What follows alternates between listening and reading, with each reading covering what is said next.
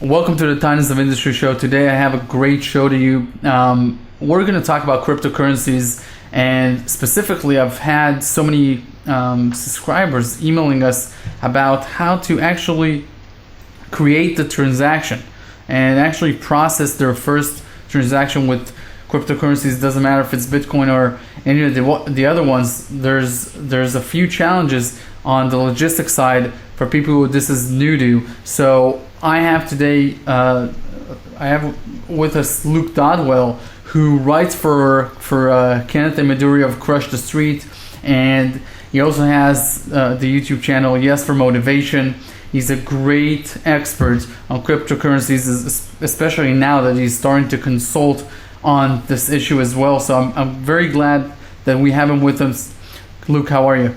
I'm fine, thank you. Thank you for having me as well. It's quite an introduction. Luke, I want to get started with you walking the person who doesn't know anything about cryptocurrencies with regards to how to buy them. He's read enough, or she has read enough to make a decision that they want to own any of the cryptocurrencies. It doesn't matter which one at this point. And now they want to complete the transaction and make sure that they have all the information, all the necessary information to preserve their cryptos without dangers, and they know all the process that needs to happen. So I'd like to go through this, and as you go through this, we'll feature on the screen the entire process so people can stay with us, and then we'll also have a PDF download where all these step-by-step process are detailed. Awesome. Yeah. Okay. I'll keep this as simple as possible. So the safest and the most user-friendly platform you can use, I would say, would be Coinbase. You can buy directly with your credit or debit card. So all you need to do is set up a Coinbase account, register with your details.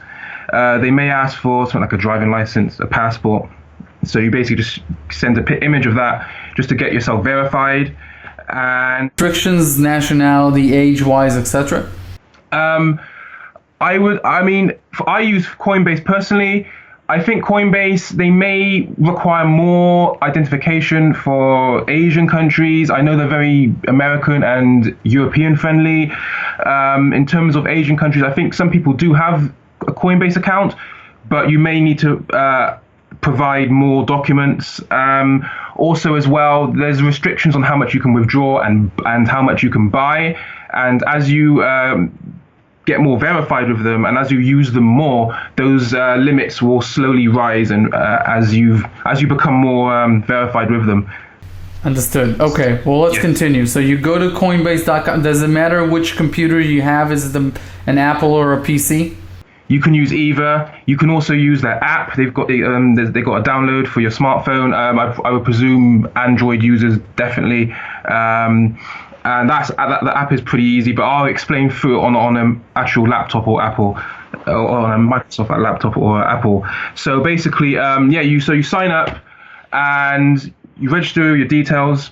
You submit your card details once you've been verified. And literally you go to the tab, where buy and sell tab. You've got 3 cryptocurrencies you can buy on there. There's Bitcoin, of course, Ethereum, and newly added Litecoin. And then simply you click on buy, you put in and then you register your card, and you choose your payment option. So you choose your card, and then you literally just type in how much you want to spend, hit buy. And it may take longer to verify in other countries, like in Britain. Mine will just come instantly. In America, it may take like a day to verify. It literally depends just where you are. And then as simple as that, you have your cryptocurrency, and you can keep it on Coinbase.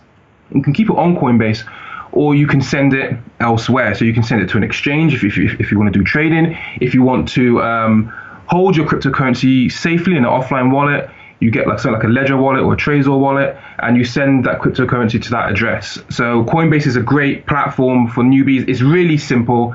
It's all there, and it's for selling your cryptocurrency. It's exactly the same process, but rather than pressing buy, you press on sell, and then and in my country over here, I have the choice of pound and euro. So in America, you probably have the choice of US dollars, of course, and it's literally as simple as that. It's really user friendly. I would say it's the most user friendly. Okay, let's go back now to what you were saying about using an exchange or a wallet. Let's say you just bought a few Bitcoins on Coinbase. So that was the platform you used to purchase the coins. Now, let's say you want to trade it, so you move it to an exchange. How would you do that? Okay, so first and foremost, you need an account with an exchange. So, I mean, there's so many exchanges. I mean, you have Kraken, Poloniex, Bittrex. I mean, the list goes on and on and on and on. Poloniex, let's go with Poloniex. That's a popular one. So you register with Poloniex. It's a very similar process. Pardon? Spell Poloniex for people. Oh, yeah. POLONIEX.com. Yeah. I think they're American-based exchange as well. So yeah, you literally same process. You register with them. You submit your ID, and then if you go to Deposits and Balance tab in the top right-hand corner, you'll be able to access your wallet, and there'll be a list of wallets for all types of different cryptocurrencies. Click on Bitcoin. Simply click on Deposit. It will generate you a wallet address. You can copy and paste that. Go to Coinbase, and then on Coinbase to send you Bitcoin or your Ethereum or your Litecoin. Simply click on that wallet, generate it, and then click on Send, and then put the cryptocurrency address into the space. It's all laid out for you really simply, and then you choose how much of your balance you want to send over. And then you click send. There'll be a little fee you have to pay, of course. And then it sends, and then however long it takes, that's how long it will take. And then it will hit your Poloniex account. And then from there, you can exchange whatever currency you have on there on Poloniex by clicking on exchange. And then you choose which, and then in the right hand half of the screen, you have a list of all the different cryptocurrencies, and from there you click on those. You click on each of any of those, and then you can exchange your Bitcoin to your respective coin that you want, or if you just keep your Bitcoin and trade it against whichever one you want. So it's quite simple. And once you do it the first time, bang, you'll be fine. You'll be able to do it in your sleep. Okay, let's talk about some of the risks that are involved here. Is there any risk that if you forget your user or your password or your address, whatever, is there a real risk that that no one will be able to help you find your Bitcoins? It's a good question. There is going to be a risk. There's always risk. I mean, if you forget your password or your email username, you can just click on forgotten password, and then they'll send you a recovery email. So that's not the worrying thing. When you do send cryptocurrency, because we have these very long addresses, make sure you copy and paste it. Triple check it. Don't double check. Triple check it. Do not send Bitcoin to an Ethereum address. Okay, a few people have come to me and almost made that mistake where they've sent Bitcoin to an Ethereum address, and no, it doesn't work like that. You have to exchange it, because if you send your Bitcoin and accidentally send it to an Ethereum or Litecoin address, it's possible you may lose that. Okay, and some exchanges will pop up and say that's the wrong type of that when you copy and paste it, it's exactly correct. And it sounds tedious, but it will say this is money we're talking about. You don't want to lose your money. Sure. What are the other risks that are involved here? Just regular risk. We're not talking catastrophe, Trump taking down the internet type. Just your usual everyday problems that you might encounter. The exchanges might jam due to high volume. I mean, that happens a lot. It's not the end of the world. Don't panic. Sometimes there may be problems where if you send your cryptocurrency to an exchange, it may not come up straight away. Again, just be patient. Send a support ticket. In regards to setting up a wallet, like your own private crypto wallet, make sure they will always give you help you. They will always generate for you a 12 to 24 worded passphrase. Write that down and store that with like where you would store your passports, your safe, anything like that. Store it safely, because if you lose that, you can't access your account, your private wallet. In a worst case scenario, if your machine gets destroyed or compromised or anything like that. So it's very simple things to follow. Always back up all your information, write it down and store it safely. Do not share it with people, keep it safe. I would always say do an antivirus sweep on your machine if you do set up a private wallet, just in case of malware and keyboard stroke recorders as well. So be aware of all that as well. But ultimately, if you follow the simple steps, you won't have any problems. Okay, and look, what is a wallet? So people who buy on Coinbase, they now own either of the three that you mentioned. Now, why would they need a wallet? Well, one, when you're using something like Coinbase, Coinbase does say on there that it's a wallet, but you don't own the private keys to that cryptocurrency. Coinbase do. So therefore, theoretically, you do not own that cryptocurrency because it's on a third-party platform. Now, if you download a client like, a desktop client, for example, is Electrum for Bitcoin, Litecoin. If you get a Ledger device or a Trezor device, which is like little tiny device, like little memory sticks, they will give you the keys, the 12 to 24 worded keys to access that particular cryptocurrency's blockchain, so that you can access your balance. So that's when it is actually yours. It's that you own that balance, not anyone else. No one's holding the bag for you. You're holding the bag. That's the difference between a private wallet and a Coinbase exchange wallet, or a wallet on Poloniex or Kraken. That's the difference. And it's actually very important to actually store the bulk of your cryptocurrency in a private wallet, cold storage, I would say, like a Ledger device, Trezor device, it's KeepKey. But I would say those are the three best. I personally use Ledger, and I've never had any problems with them. They're safe. Like I said before, because it's important, just make sure you write down all your information and store it really safe. That's why it's important to have your own wallet. Okay, now let's talk about using your cryptocurrencies, not trading them. So if you want to use your cryptocurrencies to purchase stuff, have you ever done that before? Yeah, well, I used my cryptocurrency to buy my Ledger wallets, for example. I'm more of like a long-term holder, but I mean, down the road from where I live, you can withdraw Bitcoin using the ATMs and Ethereum as well. I've bought like little bits and pieces using Bitcoin as well. There's certain sites that will accept Bitcoin and Litecoin and Ethereum. I mean, it depends which site you use, but yeah, I mean, you could. It's as this technology is becoming more mainstream and more well known. More and more websites are adding Bitcoin as a payment option, and Litecoin as well now. So it's there's a lot you can do with it, definitely. Okay, now I want to touch on some topics that we don't hear a lot about.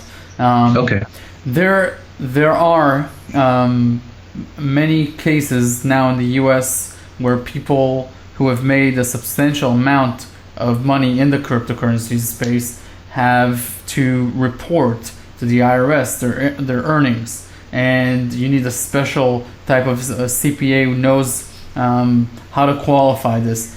It is becoming a bigger and larger part of mainstream, as you said, and the IRS wants its share. What is going on with that right now in the community? What are you hearing from people who are in the community about this? Or is this not even talked about yet? I think that a lot of people are thinking it but not saying it.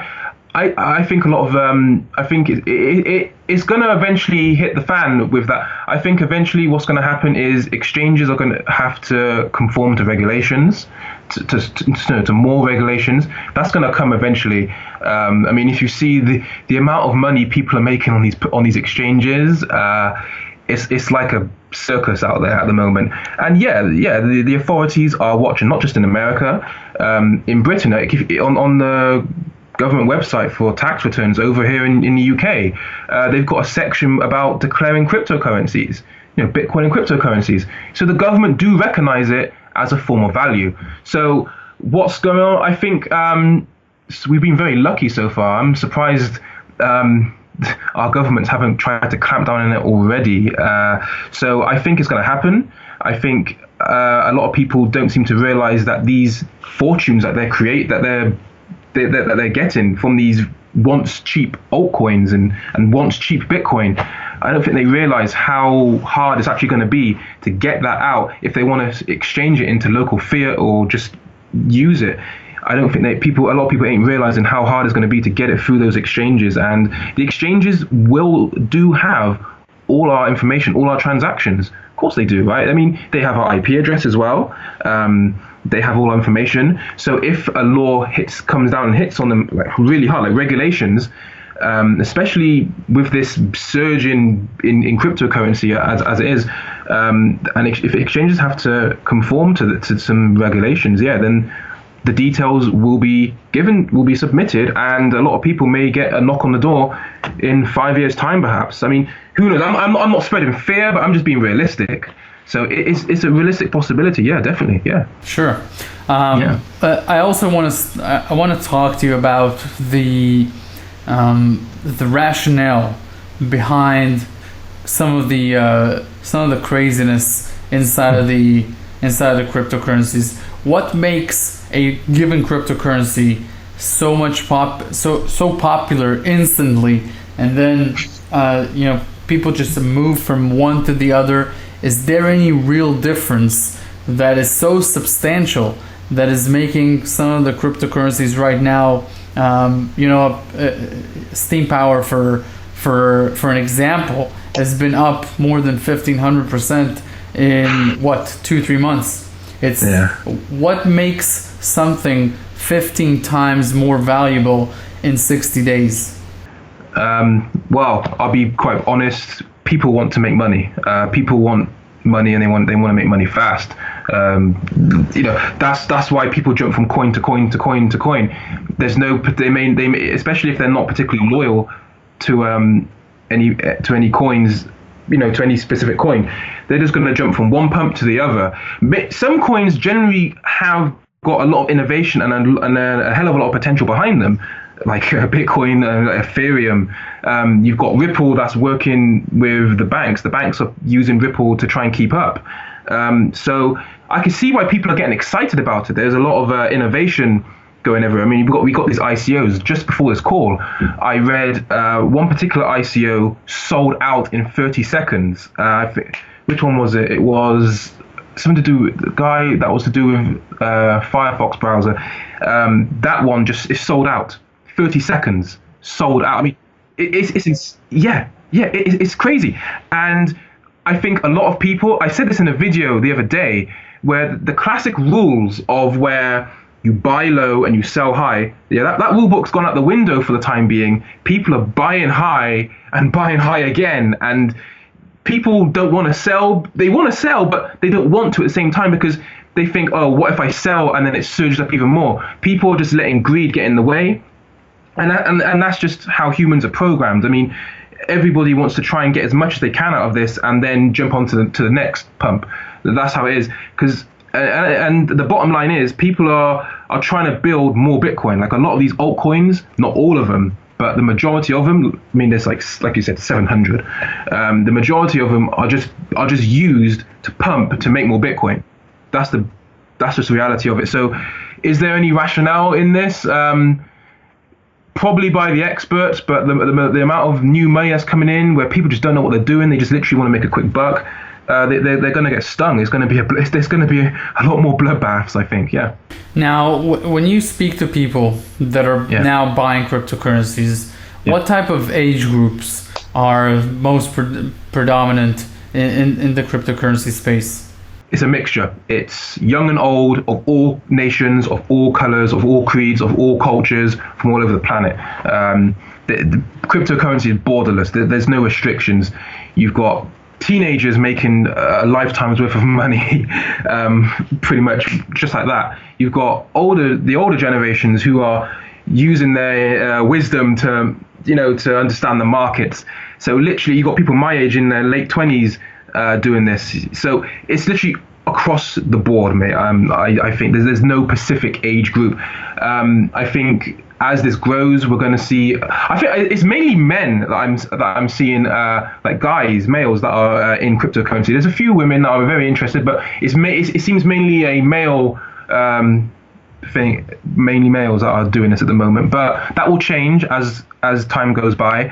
But in terms of age, everyone wants in on it. Luke, how are people that are buying cryptocurrencies addressing the potential for gold and silver? Obviously, there's been such a discrepancies in the performance of cryptocurrencies as versus precious metals as a safe haven. People treat cryptocurrencies as a safe haven because it's outside of the banks. There's a fair amount of privacy involved. You can move your money around borderlessly. There are no taxes for the moment, or it's very hard to regulate taxes and enforce them. So there's so much advantages to cryptocurrencies as long as they stay on the fringe and not become part of mainstream, which will bring with it regulations. Who knows? Maybe nationalization. You never know. It's very new. But how are the people that are making money in the cryptocurrencies how are they addressing precious metals? Do they believe that an allocation is needed, or are they all in? So that's a good question. For the people I speak to and that I've spoken to, people seem to have an underlying respect for precious metals. People understand that precious metals is like the original form of wealth. I personally say diversify in crypto and in precious metals. I think that's a very powerful portfolio, especially for millennials, for the long run. I think what's happening, a lot of people are seeing cryptocurrencies, how it's booming so fast, and like you said, are just going all in to make that as much money as they can. People are going to hold on to their cryptocurrency. I think when we start seeing like gold and silver do a bit more, perhaps when the housing market starts to kind of correct, which is long overdue, we might see more happen with gold and silver, and people might kind of go into gold and silver more. But like you said, with cryptocurrencies, it's borderless. You can kind of send it around really quickly, like a lump of gold. I mean, I don't even feel safe carrying a lump of gold around me. I mean, what if I get robbed or something? So with cryptocurrency, I can store it very safely. Even if my device gets stolen, they can't access it. But my cryptocurrency, as long as I've covered the bases, I've got the passwords and everything already, I can then restore that balance on another device afterwards. So there is pros and cons to both metals and to cryptocurrency. But at the moment, the cryptocurrency mania is just going so crazy. People are just kind of going all in. But people, I think, do have a respect for cryptocurrency, respect for precious metals, definitely. Now, Luke, what is from the people you speak with, people you meet, people you go back and forth in email with, what is the average transaction that people take? Is it $1,000? Is it $5? Is it 10? Is it 100 grand?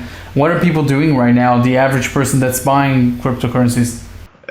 That's a good question. That's a kind of diverse question. I mean, cryptocurrency is for everybody. So the majority, I can't really pin it down to specific value. I mean, I would say in terms of large quantities, people are going to use Bitcoin, of course.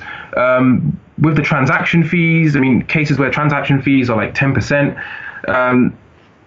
more savvier people in cryptocurrency will probably use, I think, coins like Litecoin and Dash to move around really small amounts.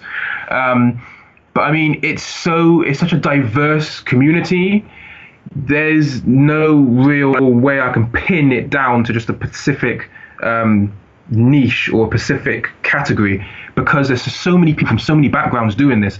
getting involved with cryptocurrency. You've got people in like South America and Africa who are using Bitcoin. You've got people in England, like Europe, America, China, Japan that are using Bitcoin as well, who may have more money than someone who's in Africa. So it's a total myriad of different people and cultures and people from different backgrounds, like wealth backgrounds. So it's hard, you can't really pin it down to that, because if you look at all the transactions on the blockchain, it's just so many different. You'll get 10 Bitcoin, 100 Bitcoin, 1 Bitcoin, half a Bitcoin. It's very, very mixed, because everyone's doing it. It's for everybody. It's decentralized. It's open source. Sure. Which countries is it coming from the most? Do you know? No, I don't know. God, I would say probably I could give a shot in the dark. Could be Japan. Perhaps they're very blockchain friendly. I would say very, very blockchain friendly. Maybe China's, there's a lot of volume from there.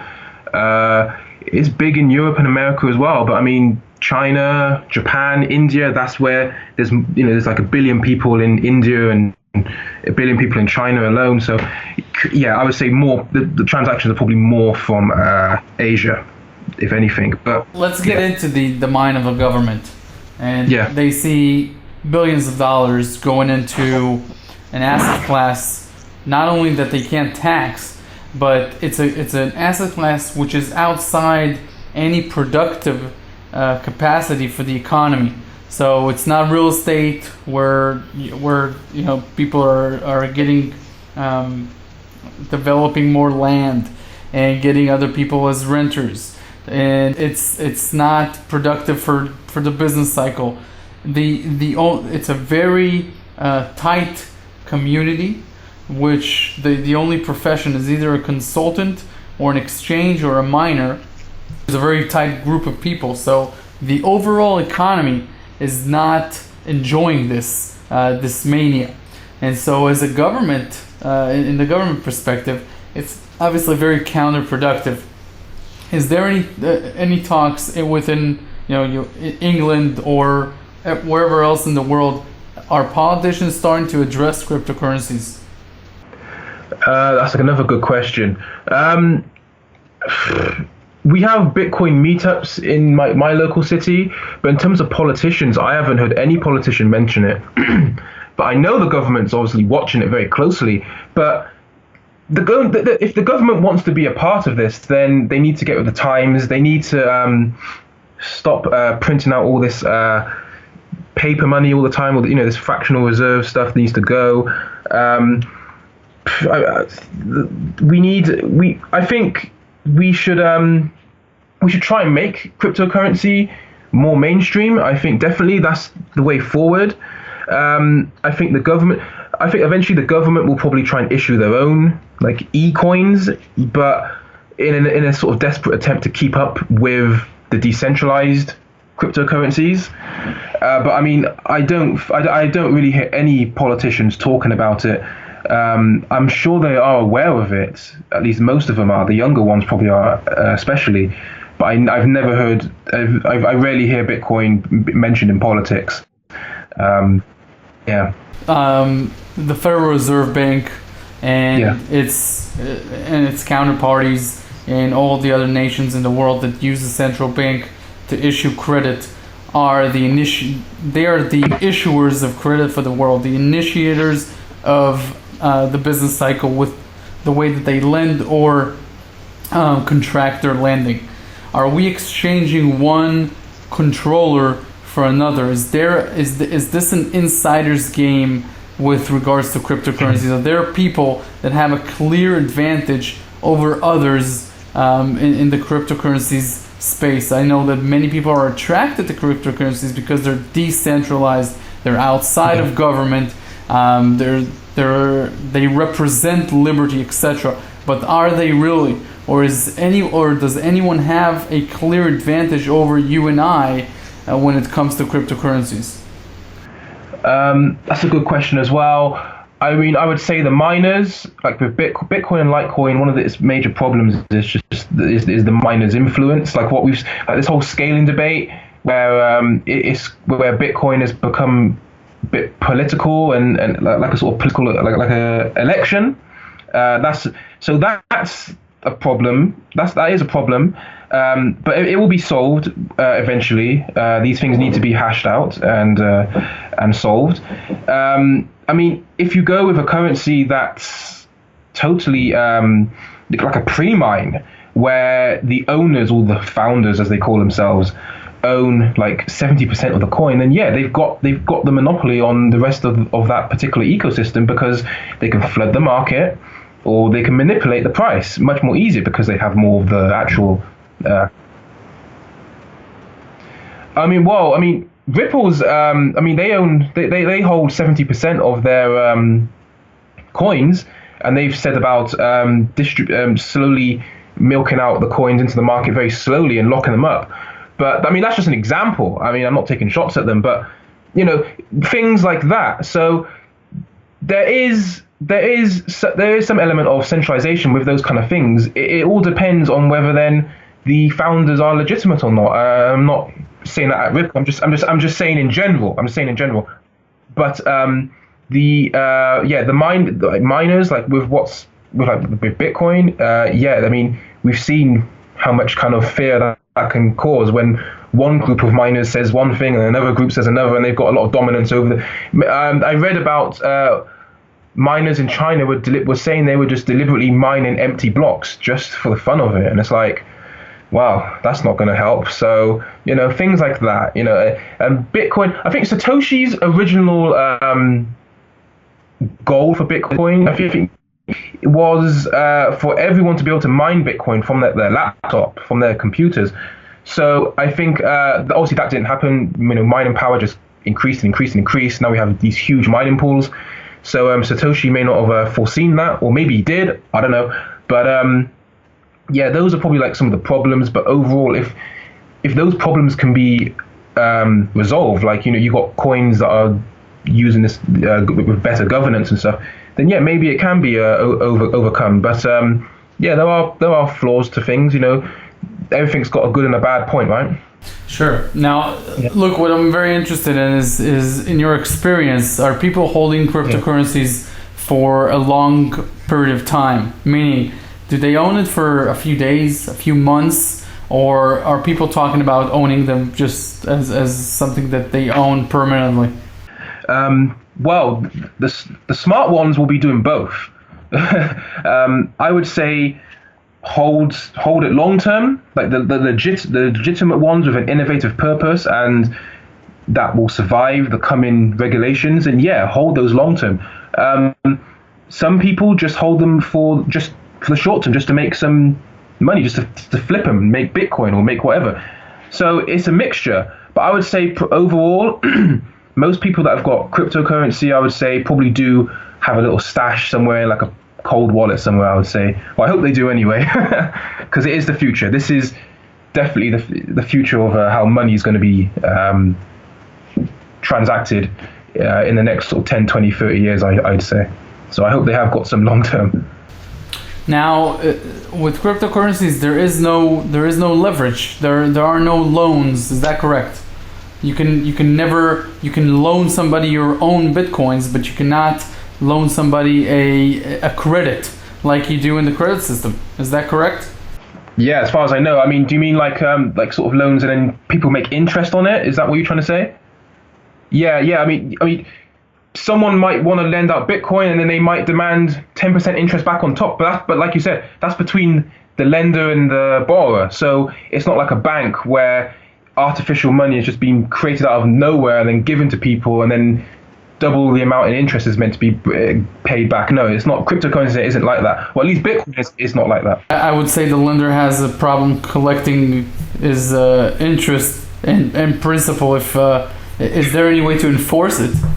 No, you can't. I mean, unless you know where they live and you have a little word. Yeah, but that's the only way. I mean, there's no chargebacks with cryptocurrency. So opinion, that would be that is the large disadvantage of the cryptocurrencies. You cannot lend and borrow them, meaning that these are barter transactions, and at the end there are no way. It's not like a free commerce where you can lend somebody else and make money on your capital.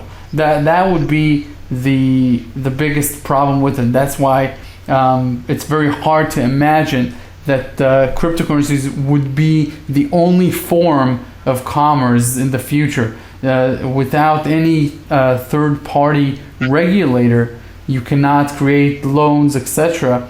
And that slows down the economy quite a lot. I mean, the function of banks, whether it's on a gold standard or not, and we can debate the insanity of not having a gold standard, but the idea is obviously that banks store other people's money and then and they allow other people to loan them out. That's how leverage is created in the system. And there's good and bad leverage, and we can talk about that as well. But the idea is that loans have been around since the beginning of time. That is something that the cryptocurrencies must solve if they are to become mainstream. Obviously, there's other things to overcome here, but the excitement and the thrill of what's going on right now is very unique. Is there excitement within the cryptocurrency community? Loads of excitement. I mean, yeah, but I mean, just to what you said just a second ago, yeah, I mean, the only way we can loan cryptocurrency that would be for a third party. So yeah, I mean, I get what you're saying, definitely. In terms of excitement, yeah, there's loads of excitement. I think there's excitement on a sort of consumer level, on a corporate level. I think the amount of innovation that blockchain technology itself can bring is very exciting. Look at all the things that Bitcoin has achieved. Look at all the things that Ethereum can potentially do. Look at all the companies in the Enterprise Ethereum Alliance. All those innovative tech companies, and yeah, there's a few banks thrown in as well. But together, imagine what kind of Internet of Things Volume 2 that they could create. It is exciting to see what's going to happen.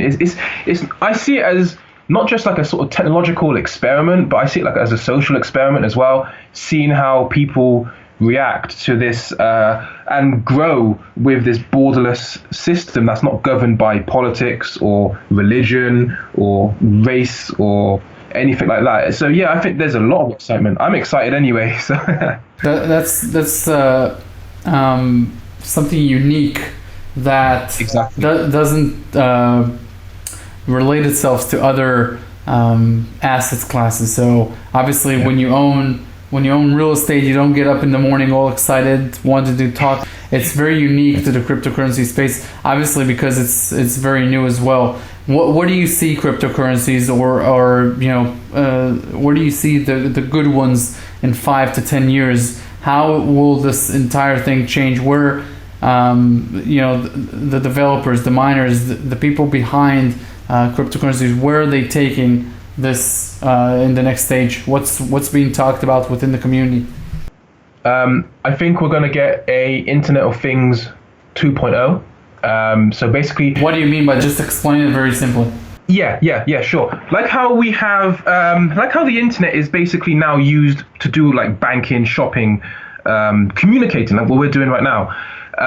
I reckon the internet will, rather than having, where we have these centralized hubs that provide us with our server, with our internet, I think eventually it's going to turn into like a blockchain-based internet. This is my personal opinion. So something like Ethereum will be used to create applications, and then within that application, you're going to have more applications. Like how we have it in our televisions now are connected to the internet. I read in a book that 90% of jobs are going to go digital, or at least be more IT orientated in the next sort of 20 years. So I believe blockchain is going to be part of that. So we're going to have applications with things like microwaves. It sounds funny, it sounds crazy, right? But we're going to think the internet is going to be connected to microwaves, washing machines, everything. And I think that's all going to be used. They're all going to have their own unique app. WeChat is a very good example of this because it's based on a blockchain, and it's an application which has applications inside it, which has applications. Like how Ethereum has an application, is that blockchain, and then you've got the smart contracts, and then they have their tokens, and so on and so on and so on. I think that's where it's going to go, and then we're going to have like Bitcoin. God willing, Bitcoin. We're gonna have other cryptocurrencies or other blockchains with their own unique purpose and function, and it's all going to work in harmony together. What we're seeing at the moment is it's just the growing pains. It's still very new. It's like the internet in the 90s, right, where people were very skeptical, but some people saw a lot of opportunity with it. Long-term thinkers. So that's why I think it's going to go. I think it's only going to grow. I think if Bitcoin fails and crumbles into dust, it will be a major setback.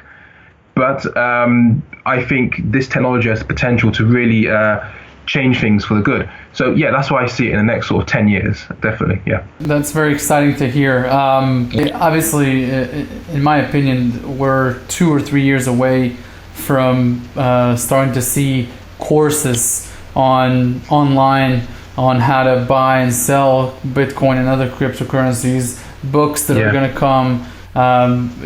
Just a lot of information and education will need to be part of this if it is to become more mainstream, and that's something that's in the future. The same way as there are many courses on how to make money on eBay or Amazon, etc. You would need that sort of specialized education. Jobs can be created in the major retailers as processors of payment for Bitcoin, a Bitcoin desk, etc. Within the major companies. I mean, corporations will not turn down money, and they're gonna start to see how they can process payment with cryptocurrencies in the future, as long as the popularity keeps growing as well. So very, very exciting things. Where can people check out your work? Look, I know you write for my partner Kenneth and Maduri on Crush the Street, and that's where a lot of your work is being showcased. Where else can people can find you? Yeah, you can find me on Crush the Street. Articles, digital articles. I'm on there. I talk about all different types of cryptocurrency, all types of things. On YouTube, Yes for Motivation. Just type that in. I've also got Twitter at Yes for Motivation. You see all the videos. I do videos on not just Bitcoin. I've talked about Ethereum. I've talked about Ripple. I've talked about Litecoin. I've talked about Dash and Monero in the past. I try and be as honest and as politely blunt as I can be, so then so it helps people, so then people just know exactly where they stand, not just with me, but with the crypto ecosystem in general. So I know I've helped a lot of people already, so I want to keep doing that. I want to keep growing the channel and stuff, and just keep talking about it. It's great fun. That's where you can find me. Perfect. If there are specific people listening to this interview that want specific advice, is there any is this something that you provide or do, or and where can they find you if so? Yes, they can find me. Send me an email, yesformotivation@gmail.com. Send me an email, and you can pick my brains for an hour for a small fee, and I guarantee you'll go away with some value, and I'll throw some free downloads with it as well, just as an act of good nature, goodwill. Well, perfect. Thanks for taking the time here from England, and thank you very much. We'll have you back again for sure. Thank you, man. Cheers. Thank you.